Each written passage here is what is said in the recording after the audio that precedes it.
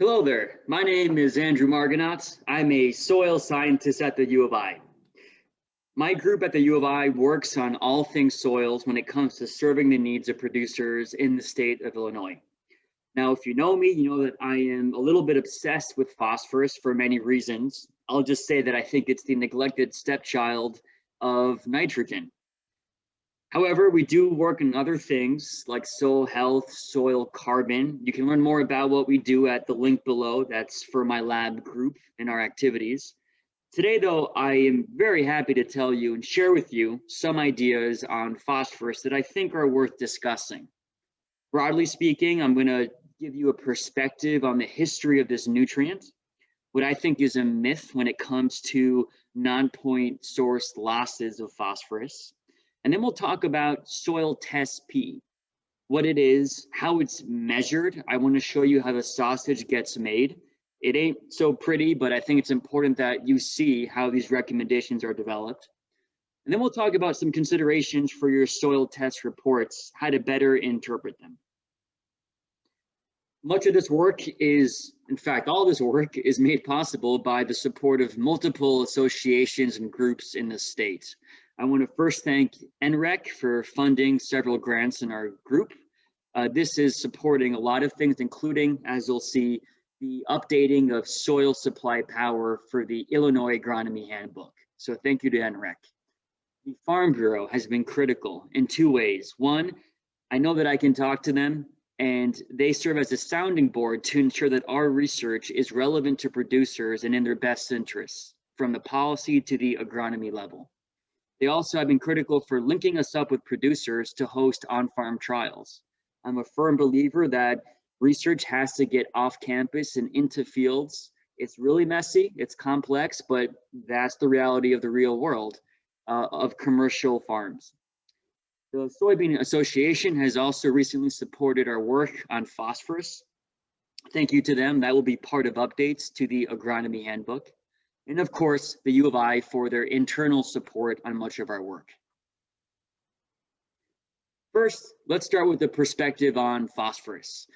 So I don't know if you know this, but we on our campus had one of the grandfathers, the founding fathers of soil fertility. His name was Dr. Hopkins, and his work was pretty pioneering in identifying the relative importance of the major and minor nutrients, what we now call macro and micronutrients.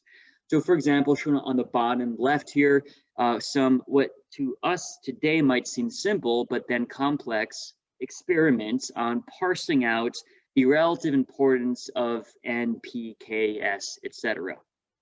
Now, to position this in a more historical time frame, on the right-hand side, we're looking at a diagram of when phosphate rock was being mined. So phosphate rock is the feedstock of any phosphorus fertilizer that you're buying, whether it's phosphate rock itself, that used to be what the campus recommended for producers in the 1940s, whether it was then single or triple superphosphate, what your grandfather may have used in the 1950s and 60s. And then present day, you probably are likely using MAP and DAP. All of these are derived from phosphate rock. So you can see on this curve right here that the mining of phosphate rock, how many, the mass per year didn't really take off until post-World War II. And before that, we were simply recycling phosphorus from human and animal waste from cities back onto fields. But those were not net inputs. The P got into the plants via the soil, and then with the waste, it went back onto the same field. Now, really, the reason why I want to emphasize this is that when it comes to technologies in agriculture, like breeding, mechanization, phosphorus is one of the youngest technologies. We've been breeding crops for 10,000 years. We've been inventing new tillage implements about as long. But when it comes to adding P as a fertilizer, that hasn't been a thing for more than 75, 80 years. Now, despite that, we've gotten really good, really quickly at making good use of this nutrient. One way to estimate how good we are at using phosphorus is what's called phosphorus use efficiency, or PUE. That is shown here on a county level for the US. So the usual caveats, this is an estimate. It's based on fertilizer sales within each county, and grain yields in that county. Yes, I realize that people can buy fertilizer in one county and use it in a different county, but this is USDA estimates. It does serve its purpose, though, in showing that we in Illinois, and really much of the Corn Belt, is in this swath of dark purple to blue, which corresponds to upwards of 80% phosphorus use efficiency. In case you're wondering about whether that's good or bad, the global PUE is thought to be about 30%. So we're doing pretty darn good, 2 to 2.5 times in the global average in Illinois. At the same time, we know that we are the biggest contributor of phosphorus to the Mississippi River Basin.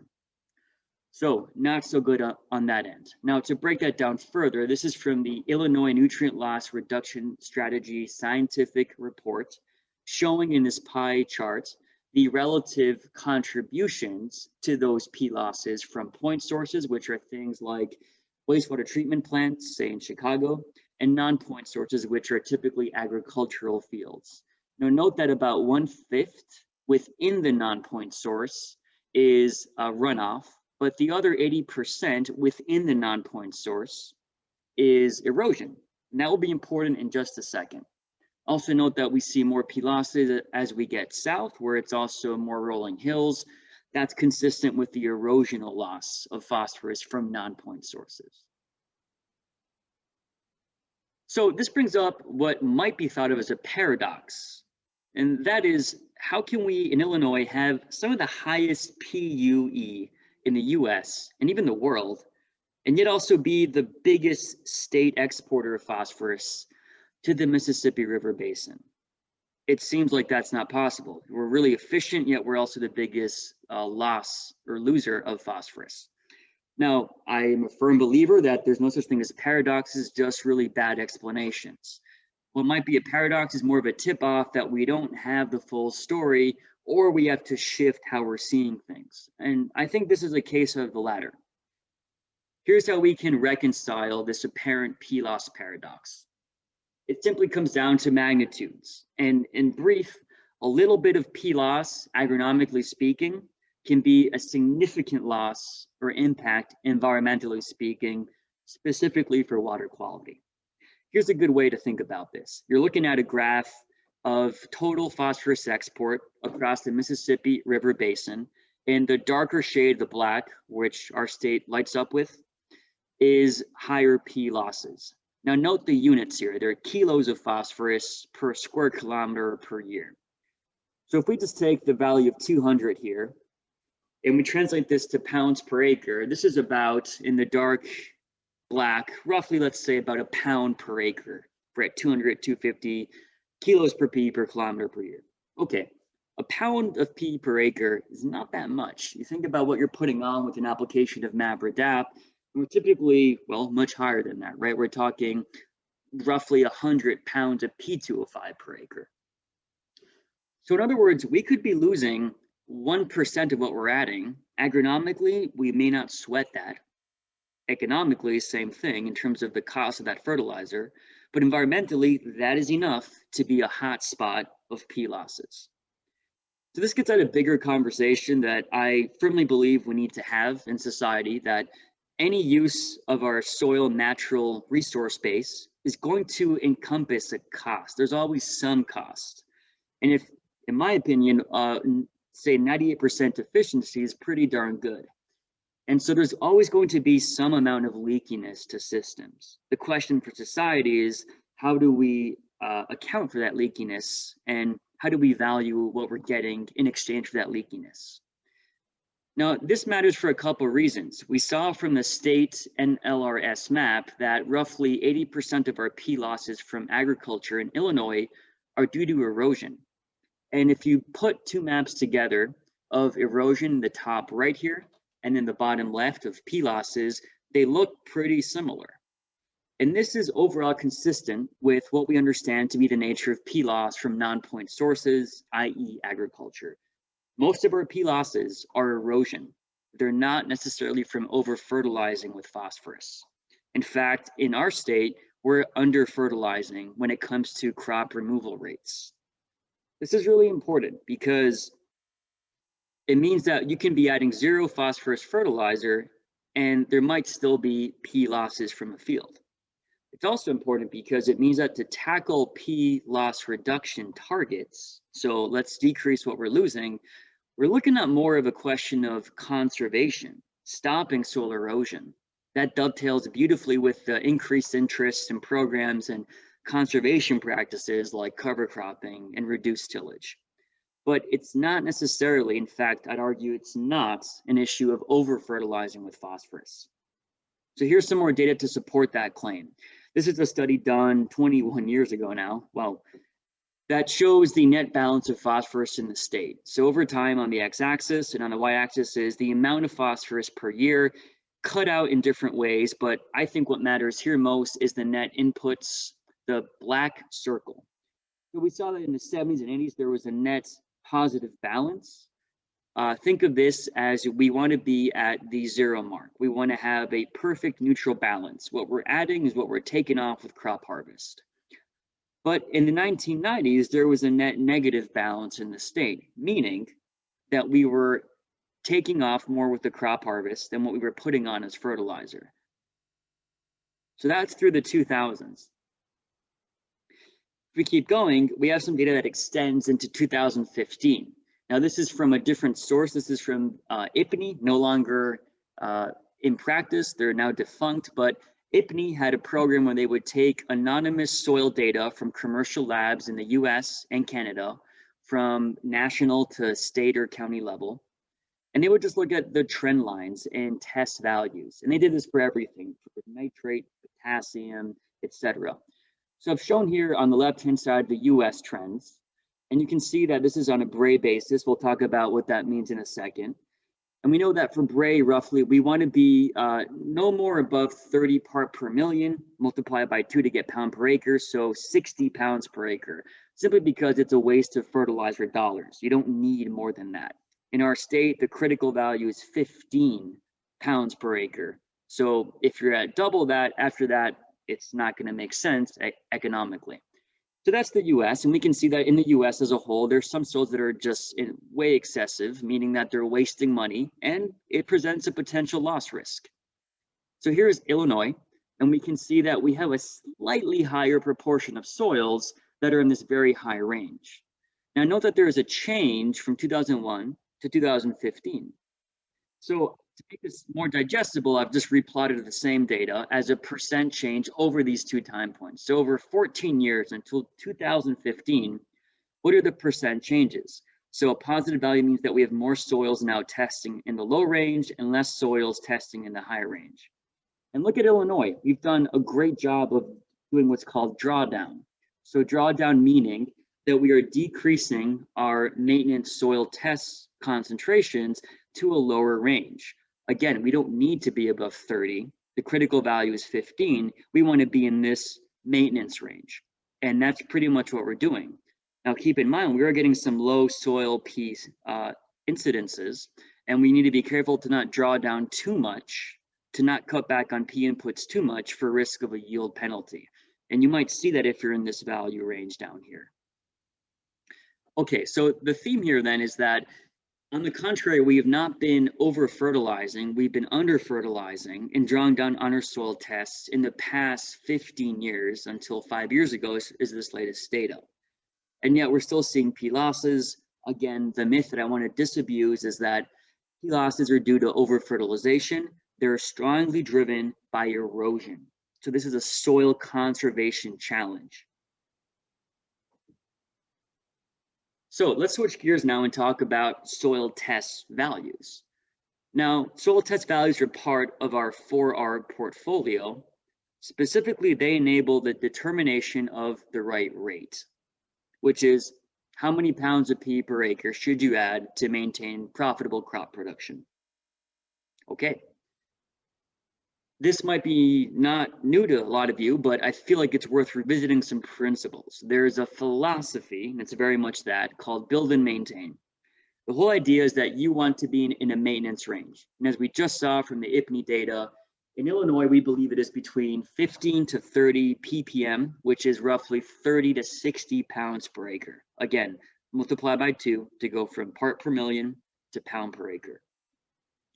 This paradigm is based on two things. You want to build your soil test value on the x-axis to get into this critical, to get above the critical value, but then below that high end, which if you go above it, it is not going to produce any crop yield, and it's a waste of your dollars as a result, and there's a risk of losing it to surface waters.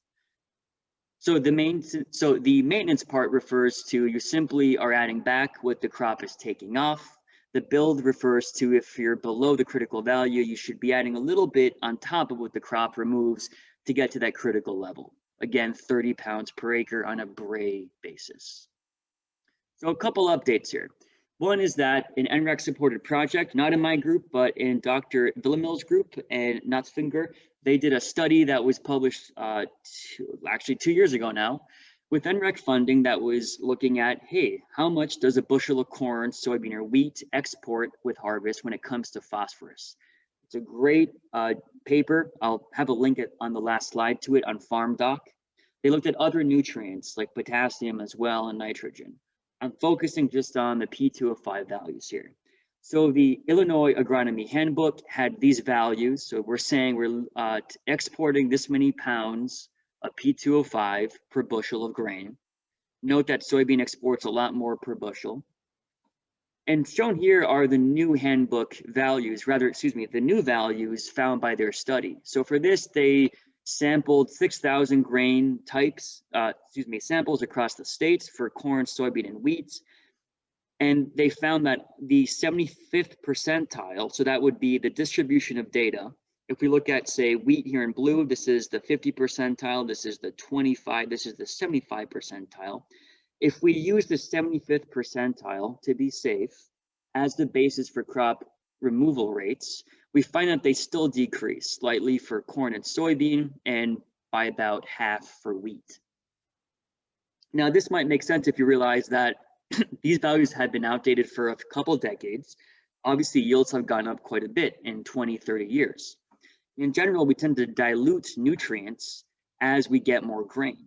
So it would make sense that even though we have a yield increase, there's a net decrease in the P removal per bushel as a result of this nutrient dilution effect. So some slight tweaks to corn and soybean P maintenance rates, but some bigger ones for wheat. So that's the maintenance of the build and maintain. Let's talk about the build now. So I want to go into some basics of soil test considerations. I think this is really important. And we oftentimes, I'll speak for myself, we can sometimes lose sight of what it was intended for, what it's also not intended for. So soil test 101. Soil tests are a relatively new invention. They're even younger than phosphorus fertilizers. We're talking the 1960s and 70s now. And these tests are meant to provide a critical value, below which you may have a yield loss. So the critical value is critical because you want to be above that. Okay, so that's the first principle, is that the idea is to predict the probability of a crop response, typically yield. Sometimes it's also thought of as being profitability. There's a big difference. Well, those could be decoupled, not always a big difference. So that's the first point about soil tests. Second is that we calibrate them to relative yield typically. So any state recommendations are going to be based on relative yield, which is the yield when you don't add that nutrient compared to when you do at a high rate. So that's the relative yield. And the idea is that you want to get your soil test critical value calibrated to a 90% of the relative yield. The reason why we use this is that we get context-specific recommendations. If we had absolute yield as a basis for a soil test, that wouldn't make sense. We know that we have some of the highest yields in the world in our state for corn and soybean. So our values will be very different from, say, what state should I pick on here? I'll pick on my home state of Connecticut, much lower yields of corn there.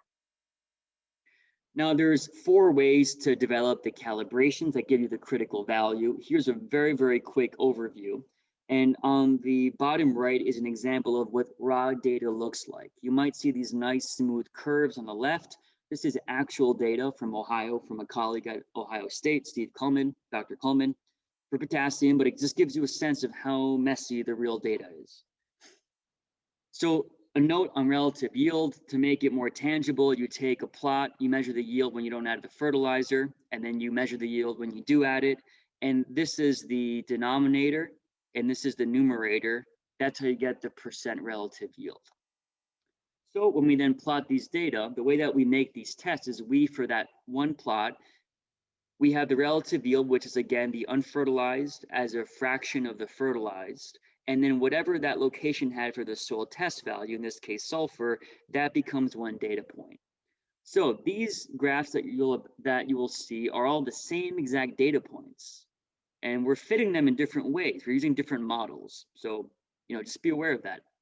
And there's different ways of doing it. The old school ways were the sorting approaches, either the split value, which is a nice clear, this is the critical value. As we'll see, a lot of our neighboring states use this, like Iowa. And then there was this broken stick model that you try to eyeball the plateau.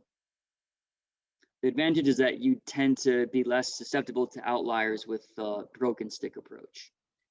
The other approach types are regression models, a little bit more complicated. They're more sensitive and you can fit data better. Now, the trick here is that you then have to decide what inflection point or what relative yield matters. So you just got to pick. Is it 90%? Is it 95%? And the reason why I'm showing you all this is that I feel like it's good to be aware that these are models made by humans, and we have to make sometimes seemingly arbitrary decisions. Why 90% relative yield? Well, we just got to pick something sometimes. This is why soil tests are not a gold standard of a guarantee of a yield response. They're a probability. So a second point to keep in mind with your soil tests for phosphorus is that the method of quantification and the test type really matter for how you interpret it. So let's talk about the method of quantification. This means, how are you measuring phosphorus in the extraction that you do in the lab? The old school way was the colorimetric test. We still use it today. It measures only the inorganic phosphorus. It's typically used for the Bray test, which is what our state began with, and MELIC, which is more and more common, MELIC 3 specifically. Then there's what's called inductively coupled plasma, also known as ICP. There's different ways of doing ICP. It can be MS or OES. The point is that it measures all the phosphorus, inorganic and organic. Now, organic P is not crop available. And because we're adding another source of P being measured in the same sample, the ICP values measuring one more kind of P than the colorimetric approach will always be higher than the colorimetric values. So ICP values give you a higher reading. Now, the implication here is that, especially for MELIC, where we see uses of both of these methods of quantification, you can compare the soil test value done by colorimetry versus by ICP.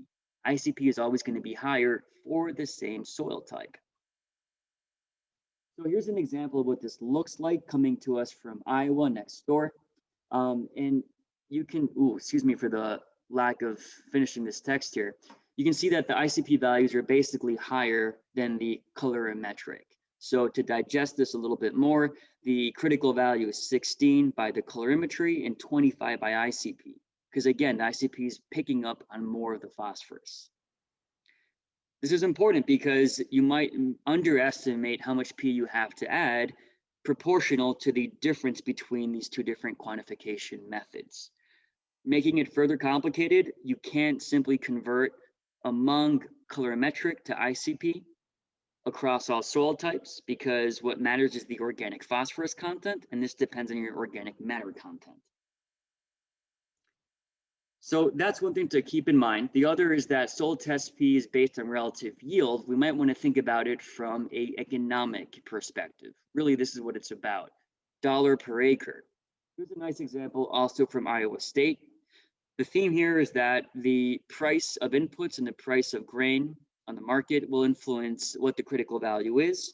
But for phosphorus, it's a little bit less influenced than, say, nitrogen. So if we, in this example, which was published in the early 2000s, and I think the prices are a tip off to that, this is a while ago, if we decrease the dollar per bushel for corn and soybean by 2 and 4 respectively, then we find that The critical value, well, it's still 15 ppm, so 30 pounds per acre Bray basis, colorimetric. We see that the increase in profitability for fertilizing when you're beneath that critical value is overall going down. So we see more scrunching down the y-axis, meaning we're making less dollars per acre when we're adding below the critical value, as per the build of the build and maintain. So the point of this is to say these critical values, I think, should be expressed on an economic basis to make clear that they're a little bit sensitive to the input and the output costs. They're not set in stone. Now let's talk about our state. So in our state, if you look at the Illinois Agronomy Handbook, you'll see this figure. This is in chapter 8, which is titled Soil pH and Other Nutrients. That's why I said phosphorus is the neglected stepdaughter, or a stepchild, excuse me, of nitrogen. So we find this graph in chapter 8, figure 8.5, and the critical value is right here. So a few things to note. They're overall similar for soybean and corn, a little bit lower for wheat. Note the percent of maximal yield, that's a relative yield basically, and they're using 100% now as the basis for what the critical value is. So a couple notes here, these are in pounds per acre of phosphorus, so to convert to ppm we divide by 2. So we find that it's about 20 ppm or 40 pound per acre. If we're in this high, medium, or low, it might change from 40 to 50, so from 20 to 25 ppm. Well, before we talk about what those different zones of high to low mean, first, I think this is worth noting. There's a disclaimer right here that these values are meant for Melic 3 or for Bray done by colorimetry. Now, we don't have yet for the state an updated critical value based on ICP for Melic 3. That is what we are working on with the support of the Soybean Association and NREC. We hope to get those values updated, like as we're seeing from these other slides, for the neighboring states of Iowa and Ohio. Okay, so I want to talk a little bit about what these green shaded values mean. On the same, or further down the chapter, we have this map of what's called subsoil P supply power. And so the green here of the high corresponds to the green on the map. And the idea is that if you have certain soil types with thicker parent material of loess, they can better or not so well furnish phosphorus from the subsoil. So beneath the top 6 to 12 inches, going much deeper. Roots, as we know, can go down to 6 feet. So because of that, if you're in a region with high subsoil supply power, it stands to reason that you need less phosphorus for your critical value. And this difference is up to 25% for the critical value, from 40 to 50. That's significant. Now, what we're also doing with the support of NREC is trying to update this value to see, this guideline of subsoil P supply power. And the rationale is that our neighboring states to the north and to the west have dropped this approach. They've found that this paradigm of subsoil supply power isn't quite accurate in their regions, and especially for Iowa on the western side of our state. That might be pretty relevant to what we're doing here. So we're hoping to see, does this hold any water? Should we be breaking down recommendations by this concept of subsoil supply power? So stay tuned for that. Okay, well, with that, I'm going to make a couple summary takeaways. One of the myths I've been trying to emphasize that I think needs to go very much is that P losses are from over-fertilization. Of course, they can be, but in our state, they're not likely due to this. The evidence suggests that it's largely erosional based. So this means that soil phosphorus loss reductions to surface waters is more of a challenge of soil conservation. Second key point is that we have updated the build and maintain paradigm for our state specifically. And you can find in this link here in FarmDoc the exact P as well as N and K removal values. So for every bushel of corn, soybean, and wheat, how many pounds of N, P, and K are taken off? The final 2 points regard our soil test approach in the state. And what I want to emphasize is that always be careful, pay attention to the soil test type and method of quantification on your report. A lot of commercial labs are going towards melic because it's a one-stop extraction. You can extract potassium and the micronutrients, as well as calcium, sulfur, etc., in a single step. And as a result, most labs are switching to melic. And when they switch, they tend to run it using ICP. So to meet this increasing use of melic and ICP, we're trying in our state to update the handbook. For now, be aware that we're using Bray or melic by colorimetric values in the handbook. These can be up to 50% lower with regards to the critical value than the melic 3 by ICP. So the devil is in the details big time when it comes to the phosphorus test type and quantification method. And finally, the concept of subsoil peak supply power is under evaluation. We hope to update this soon. In the meantime, if you have interest in collaborating on this, one simple way to figure out for your field what your soil test P-Rex would be strip trials, as you've seen from how the sausage gets made of those critical values is pretty messy, and researchers are kind of calling some shots, like what the relative yield target is. It's always a good idea to try a simple strip trial, a couple hundred yards of one pass, where you don't add any phosphorus, and then the next pass right next to it, you add your usual rate. And then with the yield monitor, you can come up roughly with the relative yield. And using your soil test, that's a basis for coming up with your own field's phosphorus critical value. They won't likely stray too much from the state averages, but again, the state average is an average, and every field can be different. Well, that's it for this. I'd be happy to answer any questions, and I'm very interested in collaborating on farm on strip trials to update our agronomy handbook. This is my email, my office phone. I'm happy to follow up with any questions. Thanks for your attention, and hopefully we'll talk sometime. Take care. Bye.